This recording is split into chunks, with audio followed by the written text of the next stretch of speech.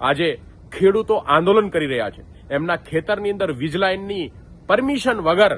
જબરજસ્તી નાખવાનું કામ થઈ રહ્યું છે, ત્યારે ગુજરાતની અંદર એક અવાજ જે ભાજપની સામે છે, ભાજપને વારંવાર ચેલેન્જ આપ્યો છે અને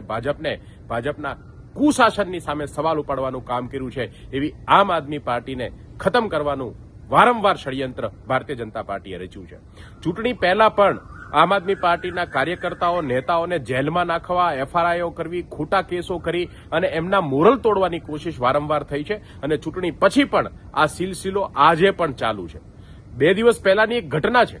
કે એક આઈબીના વ્યક્તિએ આમ આદમી પાર્ટીના કાર્યકર્તાને કોલ કરી અને એમની તમામ વિગતો માંગી અને ત્યારબાદ જ્યારે એ વાત આમ આદમી પાર્ટીએ જાહેર માધ્યમોમાં કહેવાની શરૂઆત કરી કે આમ આદમી પાર્ટીના નેતાઓને ધમકીઓ આવે છે, પોલીસ એની પાછળ આઈબીને લગાવવામાં આવી છે, ત્યારે એક ષડયંત્ર ફરીથી રચવામાં આવ્યું. આમ આદમી પાર્ટીના નેતા કે જેમણે આઈબી અધિકારી સાથે ફોન કરી અને એમને પૂછપરછ કરી કે કોણ છો તમે, શા માટે ફોન કરો છો, શા માટે પૂછો છો, એ વ્યક્તિને બાતમીદાર બનાવી અને આમ આદમી પાર્ટીના વડોદરાના શહેર પ્રમુખ અશોક ઓઝાને પણ ફ્રેમ કરવાનું કામ થયું છે.